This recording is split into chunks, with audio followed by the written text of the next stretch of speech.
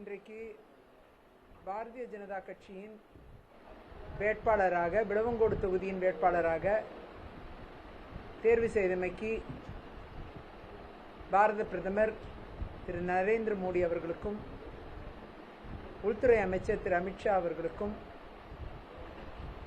தேசிய தலைவர் திரு நிதின் நபீன் அவர்களுக்கும் மாநில தலைவர் திரு நயனார் நாகேந்திரன் அவர்களுக்கும் முன்னாள் தலைவர்கள் சகோதரி தமிழிசை சவுந்தரராஜன் திரு அண்ணாமலை அமைச்சர் மத்திய அமைச்சர் திரு எல் முருகன் மற்றும் நம்முடைய மாவட்ட முன்னாள் அமைச்சர் அண்ணன் அண்ணாச்சி பொன் ராதாகிருஷ்ணன் அவர்களுக்கும் மற்றும் அனைத்து சகோதர சகோதரிகள் நம் மாவட்டத்தை சார்ந்த மாவட்ட தலைவர் மற்றும் பொறுப்பாளர்கள் அனைவருக்கும் இந்த நேரத்தில் என்னுடைய மனமார்ந்த நன்றியை தெரிவித்துக் கொள்கிறேன். இன்றைக்கு கட்சி என் மீது நம்பிக்கை வைத்து விளவங்கோடு தொகுதியின் வேட்பாளராக அறிவித்திருக்கிறது. அதற்கு முகாந்திரமாக பல்வேறு பணிகள் விளவங்கோடு தொகுதியில் நடைபெற்றிருப்பது உங்களுக்கெல்லாம் தெரிந்த ஒன்று. சிறப்பாக கட்சியின் பணிகள் தொடர்ந்து ஓராண்டு காலமாக விளவங்கோடு தொகுதியில் சிறப்பான பணிகள் நடைபெற்று வருவது உங்களுக்கெல்லாம் தெரியும். அந்த அடிப்படையில் கட்சி வலிமையாக இருக்கிறது. அதே நேரம் கடந்த 13 ஆண்டு காலம் 3 முறை சட்டமன்ற உறுப்பினராக மக்கள் பணியில் நான் தொடர்ந்து விளவங்கோடு தொகுதி மக்களின் குரலாக சட்டமன்றத்தை தொடர்ந்து ஒலித்து பல்வேறு திட்டங்களை நம் தொகுதியின் வளர்ச்சிக்காக கொண்டு சேர்த்திருக்கிறேன். 1000 கோடிக்கு மேல் நிதிகள் என்னுடைய காலகட்டத்தில் விளவங்கோடு தொகுதியின் வளர்ச்சிக்காக வந்து சேர்ந்திருக்கிறது. கிட்டத்தட்ட 300 கோடி நிதிகள் மார்த்தாண்டம் பனிச்சமூடு சாலை, குழித்துறை ஆலஞ்சோலை ஆறுகாணி சாலை என்று மற்றும் அனைத்து பகுதியில் இருக்கும் சாலைகள், major roads, other roads, state highway மற்றும் பல்வேறு விஷயங்கள் என்னால் கொண்டு சேர்க்கப்பட்டிருக்கிறது. அதே போல களியக்காவலை சந்தையாக இருக்கட்டும், அதை நிதி ஒதுக்கீடு செய்து அந்த பணிகளெல்லாம் நிறைவேற்றி தந்தேன். அதே போல மீன் சந்தை மற்றும் களியக்காவலை பஸ் ஸ்டாண்ட் 8.25 கோடி நிதிகள் பெற்றுத்தந்து பணிகள் முடியும் தருவாயில் உள்ளது. மார்த்தாண்டம் சந்தை மற்றும் திடக்கழிவு மேலாண்மை பகுதிகள் மறுசீரமைப்பு என்று 24 கோடி நிதிகள் பெற்று அவையெல்லாம் தற்பொழுது நடைமுறைக்கு வரவிருக்கிறது. மார்த்தாண்டம் பஸ் ஸ்டாண்ட் 2011 என்னுடைய முதல் காலகட்டத்திலேயே திறந்து வைக்கப்பட்டது. திக்குறிச்சி வல்லக்கடவு பயணம் பாலம் 10 கோடி நிதிகள் பெற்று ரிவைஸ் எஸ்டிமேட் பெற்று அந்த பாலத்தை நடைமுறைக்கு கொண்டு வந்து அம்மையார் ஜெயலலிதா அவர்கள் அதை திறந்து வைத்தார்கள். இப்படி நிறைய பணிகள் கடையால்மூடு பகுதியில் கட்டுவா, அணைமுகம், பாலங்கள் மற்றும் கடையால்மூடு பகுதியில் 22க்கும் மேற்பட்ட ஹைமேக்ஸ் விளக்குகள் என்று பல்வேறு திட்டங்கள் என்னால் விளவங்கோடு தொகுதியின் வளர்ச்சிக்காக கொண்டு சேர்க்கப்பட்டிருக்கிறது. சொல்லணும்னா துயரங்களை அனுபவித்த பிறகுதான் காங்கிரஸ் கட்சியிலிருந்து நிறைய அழுத்தங்களின் காரணமாக பாஜகவில் நான் என்னை இணைத்துக் கொண்டேன். என்னோடு அன்பாக பயணித்து பாஜக சார்ந்த அனைத்து நிர்வாகிகளும் இன்றைக்கு என்னை வேட்பாளராக மீண்டும் 4வது முறையாக விளவங்கோடு தொகுதியின் மக்களின் குரலாக ஒலிப்பதற்காக எனக்கு அந்த வாய்ப்பை வழங்கியிருக்கிறார்கள். அனைத்து நிர்வாகிகளும் இதற்கு காரணமாக இருக்கிறார்கள். காரணம் என்னவென்றால் அவர்களின் உழைப்பு என்பது மதிக்கத்தக்க ஒன்றாக நான் பார்க்கிறேன். ரொம்ப சிஸ்டமேட்டிக் ஒர்க்கு. பிற கட்சிகளை நம்ம கம்பேர் பண்ணும் பொழுது குறிப்பாக பாஜக கட்சியில் சிறந்த ஒன்றை நான் பார்க்க முடிந்தது என்றால் கட்டமைப்பு, சிறப்பான ஒரு கட்டமைப்பு, சிறப்பான ஒரு பணி, திட்டமிட்ட பணிகள், தேர்தலை நோக்கிய பணிகள் என்று வகைப்படுத்தக்கூடிய அளவிற்கு பணிகள் சிறப்பாக எப்பொழுதுமே நடந்து கொண்டிருக்கும். அப்படிப்பட்ட இடத்தில் எனக்கு ஒரு வாய்ப்பு வந்திருப்பது நிச்சயமாக வெற்றிக்கான ஒரு முகாந்திரத்தை தான் நான் பார்க்கிறேன். என்னுடைய பணிகள் ஒரு பக்கம் நான் நன்றாக செய்திருக்கிறேன், சிறப்பாக செய்திருக்கிறேன் தொகுதிக்கு என்று ஒரு பக்கம் பார்க்கும் பொழுது, இன்னொரு பக்கம் கட்சியின் பலம், கட்சியின் உழைப்பு என்று பார்க்கும் பொழுது இதெல்லாம் இணைந்து அனைத்து மக்களுக்குமான ஒரு தளத்தை உருவாக்கி இருக்கிறார்கள் விளவங்கோடு தொகுதியில். குறிப்பாக இந்துக்கள் மட்டுமல்ல, கிறிஸ்தவர்கள், இஸ்லாமியர்கள் என்று அனைத்து மக்களுக்குமான ஒரு தளம் என்பது இன்றைக்கு விளவங்கோடு தொகுதியின் ஒரு ஆழமான ஒரு பார்வையாக மாறி இருக்கிறது. அந்த விதத்தில் இன்றைக்கு அனைத்து மக்களுக்கும் தேவைகளை கொண்டு சேர்க்கும் இடத்தில் நிச்சயமாக பாரதிய ஜனதா கட்சி இருந்து கொண்டிருக்கிறது. அதே நேரம் நானும் இந்த தொகுதியின் வேட்பாளராக ஏற்கனவே 3 முறை சட்டமன்ற உறுப்பினராக இருந்த நான் 4வது முறையாகவும் வெற்றி பெற்று தாமரை சின்னத்தில் வெற்றி பெற்று மக்களின் குரலாக சட்டமன்றத்தில் தொடர்ந்து ஒலிக்க வேண்டும். விளவங்கோடு தொகுதி என்று மீண்டும் மீண்டும் மீண்டும் விளவங்கோடு தொகுதியை பிரசித்தி பெற்ற ஒரு தொகுதியாக மாற்றுவதற்கு நான் முதல் காரணமாக இருந்தேன் என்பது என் விளவங்கோடு தொகுதி மக்களுக்கு நன்றாக தெரிந்த ஒன்று. அந்த விதத்தில் நிச்சயமாக இந்த வாய்ப்பு என்பது மக்கள் மீண்டும் எனக்கு தந்து அவர்களின் குரலாக என்னை ஒலிக்கச் செய்வார்கள் என்ற நம்பிக்கை எனக்கு இருக்கிறது. அவர்களுக்காக பேசக்கூடிய இடத்தில், திறம்பட பேசக்கூடிய இடத்தில், அவர்களுக்காக நிதிகளை பெற்று தந்து பல்வேறு திட்டங்களை கொண்டு சேர்க்கக்கூடிய இடத்தில், பணிகள் நடைபெறக்கூடிய இடத்தில் என்னை உருவாக்குவார்கள் என்பது எனக்கு நம்பிக்கை இருக்கிறது. ஆகையால் இந்த தேர்தலை நான் மிகவும் நம்பிக்கையோடும் கட்சியின் பலத்தோடும் சந்திக்கவிருக்கிறேன்.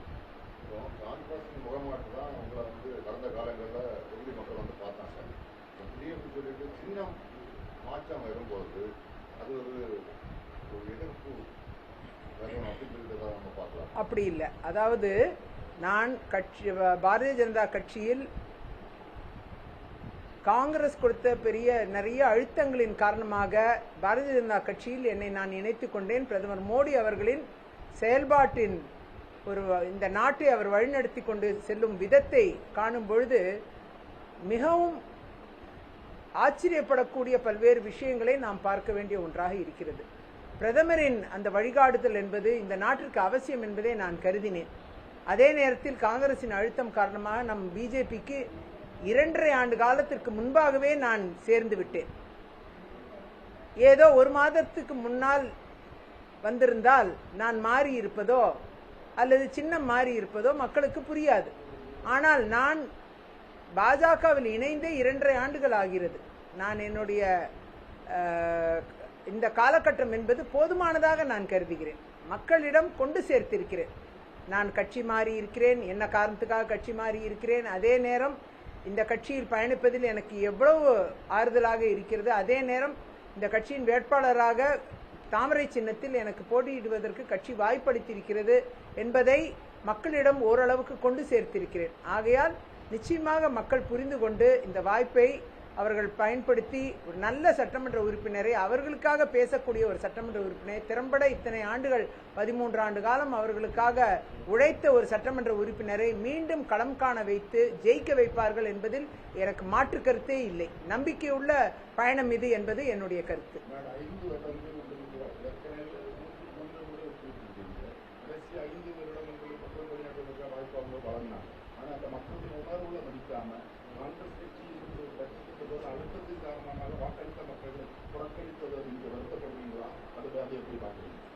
அதுதான் இப்ப மீண்டும் மக்களுக்காக உழைக்க வந்திருக்கிறேன். அந்த வாய்ப்பை மீண்டும் அளித்திருக்கிறார்கள். இந்த வாய்ப்பு வேற அந்த கட்சியில் இருந்திருந்தால் இன்னும் துக்கத்தில் ஆழ்த்தி இருந்திருப்பார்கள்.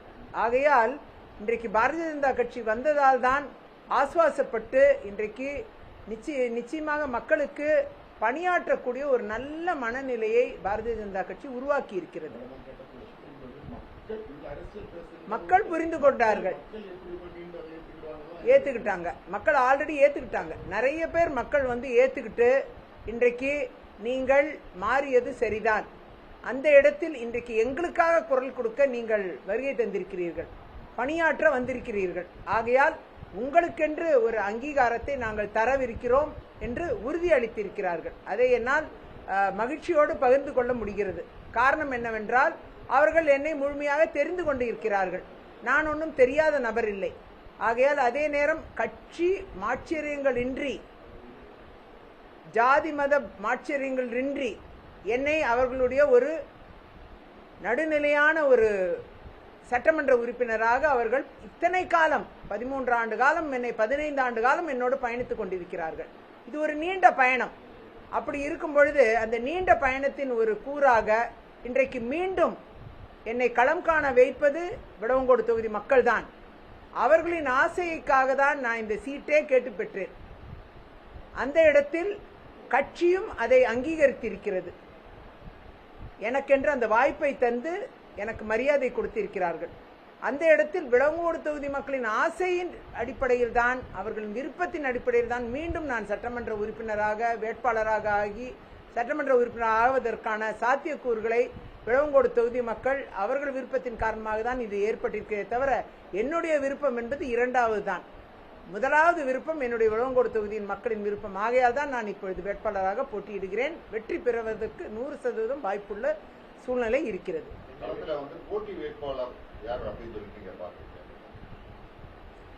பிற கட்சிகள் அறிவிச்சிருக்கிறாங்க போட்டி வேட்பாளர்களை, எல்லாரும் அறிவிச்சிருக்கிறாங்க. அவங்கவுங்க பலத்துல அவங்க போட்டியிடுவாங்க. அவங்க பலம் என்ன என்பதை அவர்கள் தெரிவிக்கட்டும்.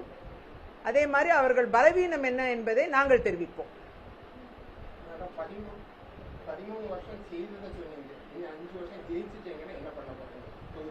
தொகுதியில் நிறைய வாக்குறுதிகள் இருக்கிறது, நிறைய தேவைகள் இருக்கிறது, பல விஷயங்களை கொண்டு சேர்க்க வேண்டிய சூழ்நிலை இருக்கிறது.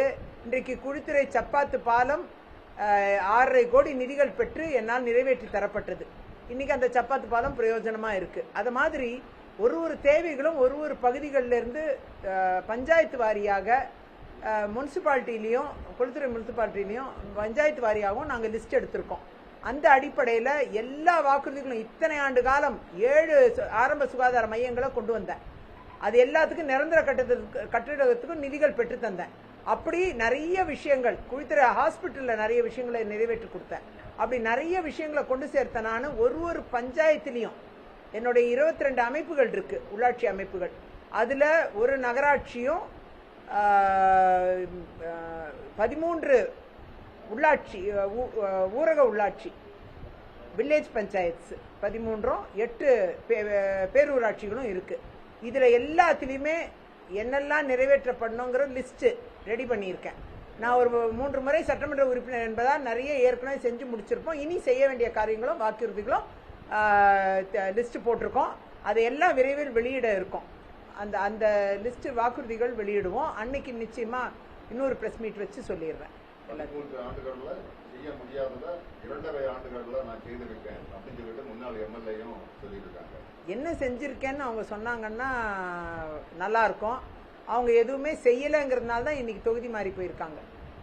அதுதான் ரீசன். வேற ஒரு ஆளை கொண்டாந்து விடுறாங்கன்னா அப்போ காங்கிரஸ் கட்சியில் ஆள் இல்லை.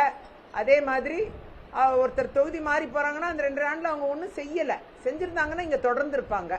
அவங்க தொடரலை. அவங்க தொகுதி மாறி போகிறதுலே இன்ட்ரெஸ்டாக இருந்தாங்க, அவங்க போயிட்டாங்க. அதே மாதிரி புதுசாக வரக்கூடியவங்க எதை மாதிரி நபர்கள் என்பதை காங்கிரஸ் கட்சியில் மக்கள் புரிந்து கொள்ள வேண்டும். நிச்சயமாக பெண்களுக்கு எதிரான ஒரு சூழ்நிலை இருக்கிறத நான் பார்க்கிறேன். ஆபத்தான சூழ்நிலை. பெண்களுக்கு தொகுதியில் அறிவிக்கப்பட்ட வேட்பாளர்களால் பெண்களுக்கு எதிரான ஒரு சூழ்நிலை இருக்கு. ஆமா, காங்கிரஸ் கட்சியின் வேட்பாளர் பொறுத்த வரைக்கும் நமக்கு நிச்சயமா ஒரு பெண்களுக்கு எதிரான ஒரு சூழ்நிலை அந்த மாதிரி வேட்பாளர்களா இருக்கக்கூடிய வாய்ப்புகள் இருக்கு. நிறைய குற்றச்சாட்டுகள் இருக்கு. அதெல்லாம் வரும், வெளியிடுவாங்க. பெண்களுக்கு எதிரான சூழ்நிலை இருக்கும். அதே மாதிரி நிறைய தவறுகள் என்ன உண்டோ நான் சுட்டி காமிக்கிறதோட பிறர் சுட்டி காமிச்சாதான் நல்லா இருக்கும். எனக்கு இந்த தவறுகளை சுட்டி காமிக்கிறதுல விருப்பம் இல்லை. ஆனா பெண்களுக்கு எதிரான குற்றங்களா இருந்தா நிச்சயமா அதை நான் கவனத்தில் எடுத்துக்கொண்டு பேசணும். ஏன்னா அவை சமுதாயத்துக்கு நல்லதில்லை. பெண்கள்ங்கிற முறை, பெண்ணுங்கிற முறையில அதை நான் பார்க்கிறேன். இதை கட்சினோ இல்ல இது தேர்தல்னோ அதுக்காக பேசுறது அப்படி கிடையாது. ஆனா பெண்களுக்கு எதிரான குற்றங்களோ பெண்களுக்கு எதிரான செயல்பாடுகள் நடக்கும்போது நிச்சயமா தட்டி கேட்கும் இடத்தில் ஒரு பெண் என்பதால் அந்த உணர்வோட நாம இருக்கோம். அதை தான் நீங்க பார்க்கணும். மற்றபடி தேர்தல் அரசியலுக்காக இதெல்லாம் சொல்றது கிடையாது. அதே நேரம் இன்னும் பிற கட்சி வேட்பாளர்கள் அறிவிச்சிருக்கிறாங்க. அவங்களும் களத்தில் இருக்காங்க. இளைஞர்கள் மற்றும் பெண்கள் வாக்கு இருக்குன்னு சொல்லக்கூடியவங்களாம் இருக்காங்க. ஆனா நிச்சயமா இளைஞர்களும் பெண்களும் விளவங்கோடு தொகுதியில ஏன் கூட இருக்கிறாங்க. எனக்கு அந்த நம்பிக்கை இருக்கிறது. முழுமையாக என்னோடு பயணிக்கிறார்கள். போகக்கூடிய இடங்களில் எல்லாம் இளைஞர்களும் பெண்களும் வாழ்த்து தெரிவித்துட்டே இருக்காங்க. ஆகையால முழுமையாக 100% எனக்கு தாமரை சின்னத்தில் வாக்களித்து வெற்றி பெற செய்வார்கள் என்பது என்னுடைய நம்பிக்கை. புதுமுகங்கள் வரும்போது இந்த மாதிரி குற்றச்சாட்டுகள் இயல்பானதுதான் அப்படின்னு சொல்லி நம்ம எடுக்க முடியுமா? இயல்பானது. இதுவரைக்கும் நான் யாரையுமே குற்றச்சாட்டு வச்சதே கிடையாது. இதுதான் உண்மை. ஆனா ஒரு வேட்பாளர் வரும்பொழுது நம்ம குற்றச்சாட்டு வைக்க வேண்டிய அவசியம் இல்லை. ஆனா அதே நேரம் அந்த வேட்பாளரோட தகுதி என்னங்கிறது பார்க்கும்பொழுது அது குற்றமுள்ள விஷயங்கள் இருந்தா அது பேசக்கூடிய பொருளா மாறுது. அவ்வளவுதான். இல்லைன்னா அதுல நமக்கு ஒன்றும் இது கிடையாது. தொகுதியில பல அரசு சட்டமன்ற உறுப்பினராக இருந்த போது பல திட்டங்கள் கொண்டு வர, ஆனா இளைஞர்களுக்கு வேலை வாய்ப்பு உருவாக்கக்கூடிய எந்த திட்டம் கொண்டு வரப்பட்டது? ஏன்னா அந்த ஒரு திட்டம் கொண்டு வரப்படல ஒரு குற்றச்சாட்டு. குறிப்பா அரசு தொகுதியை பொறுத்தளவுல ரப்பர் அதிகமாக இருக்கு. ரப்பர் பூங்கா நீண்ட காலமா கோரிக்கை வைக்கிறாங்க. அப்ப அந்த திட்டங்கள் வேலை வாய்ப்புக்கு என்ன திட்டம் கொண்டு வரக்கூடிய என்ன திட்டம் கொண்டு வரப்படும்? அதுதான் ரப்பர் பூங்காவை பொறுத்தவரை கிழக்கு கன்னியாகுமரி மாவட்ட கிழக்கு பகுதியில் ரப்பர் பூங்காவுக்கு தேர்வெல்லாம் பண்ணாங்க, இடமெல்லாம் தேர்வு பண்ணாங்க. அது சக்சஸ் பண்ணலை, அது உண்மைதான். அதே மாதிரி இங்கே இடம் தேர்வு பண்ணுறது, நம்ம விளவங்கோடு தொகுதிக்குள்ள இடம் தேர்வு பண்ணுறது, ஒரு ஆர்டிஓ ஆஃபீஸ் வைக்கிறதுக்கு இடம் இல்லாமல் நம்ம தவிச்சோம்.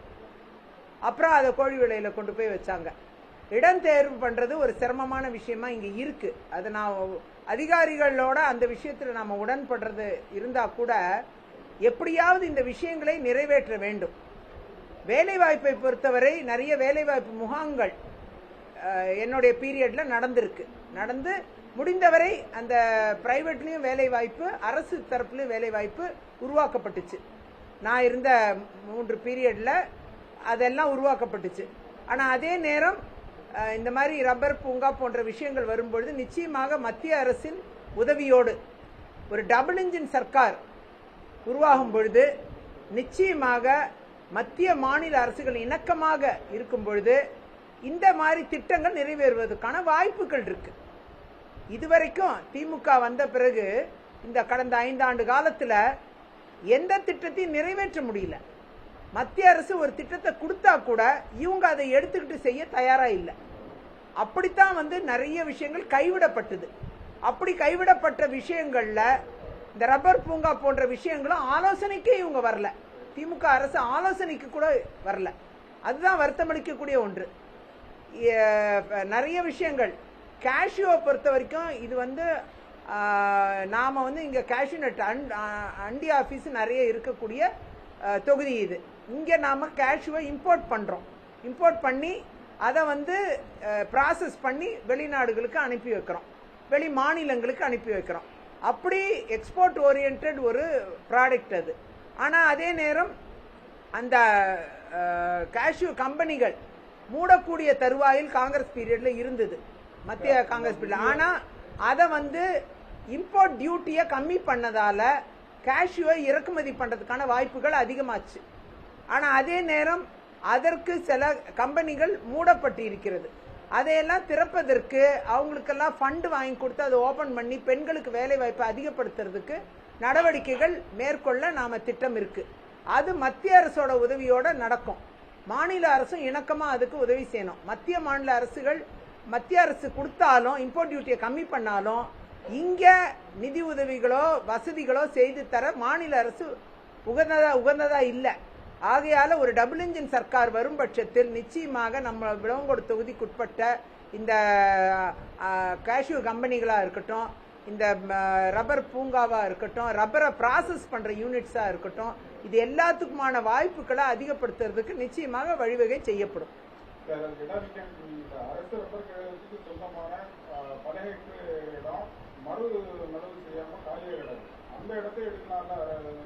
மாநில அரசு கீழே இருக்கக்கூடிய விஷயங்கள் அது.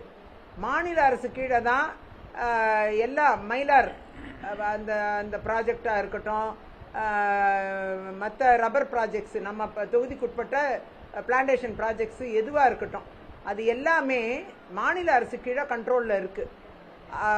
மத்திய அரசு மேலும் ரப்பர் போர்டு மூலமா ஆலோசனைகள் வழங்குறாங்க. இத மாதிரி ரப்பர் பூங்கா வைக்கிறதுக்கோ, இடங்களை தேர்வு செய்யறதுக்கோ, ரப்பர் போர்டு மூலமா, சென்ட்ரல் ரப்பர் போர்டு மூலமா ஆலோசனை வழங்குறாங்க. ஆனால் அந்த ஆலோசனையை எடுத்துக்கொண்டு திமுக அரசு வந்து இதுவரைக்கும் எந்த நடவடிக்கையும் எடுக்கல. 5 ஆண்டு காலத்தை வேஸ்ட் பண்ணிட்டாங்க. இனி ஒரு டபுள் இன்ஜின் சர்க்கார் வரும் பட்சத்தில் நிச்சயமாக இத மாதிரி இடங்களை தேர்வு செய்து அந்த ரப்பர் பூங்காக்களை உருவாக்குவது, மறுநடவு செய்வதற்கான திட்டங்களை உருவாக்குவது, வெறும் பிளான்டேஷன் மட்டும் வைக்காம அந்த பூங்கால எல்லாருக்குமான இடமா மாத்துறது, அப்படிப்பட்ட சூழ்நிலையை உருவாக்குவது. அதே மாதிரி விற்பனை பொருளாக அது வரும்பொழுது, ரப்பர் வரும்பொழுது அதை நல்ல விலைக்கு எடுப்பது, இது போன்ற திட்டங்களை உருவாக்குவதற்கும் நிச்சயமா மத்திய அரசின் உதவியோட மாநில அரசும் இணைந்து பயணிக்கும் பொழுது இது சாத்தியமான ஒன்று. அதற்குண்டான நடவடிக்கைகளை நிச்சயமா எடுப்போம். இந்த பகுதியை பொறுத்த வரைக்கும் உங்களுக்கு எல்லாமே தெரியும். மலையோர பகுதியில் சார்ந்த பகுதி தனியார் காடுகள் சட்டத்தின் மூலமாக பல அந்த பகுதிகளுக்கு குடியிருப்போர் சுற்றக்கூடிய வரையறை உங்களுக்கு நீங்க உங்க வீடுல இருந்திருக்காங்க, மின் வசதிகள் இல்லாமல் இருக்கக்கூடிய குடியிருப்போர் வரையறை அவங்களுக்கு தொடர்ச்சியா இப்போ நீங்க வெற்றி பெற்று வந்தா ஏதாவது அந்த மின் வசதி பெறுவதற்கான வாய்ப்புகள் கிடைக்கிற நடவடிக்கை எடுப்பீங்க? ஏற்கனவே நிறைய பகுதிகள், ஒரு 3-4 பகுதிகள், வலியேலா போன்ற 3-4 பகுதிகளில், நம்முடைய விளவங்கோடு தொகுதிக்குட்பட்ட பகுதிகளில் காடும் காடு சார்ந்த இடம்னு சொல்லி அந்த மாதிரி பிரச்சனைகளால் இந்த எலக்ட்ரிசிட்டி போல வரைக்கும் கொண்டு போயிட்டோம்.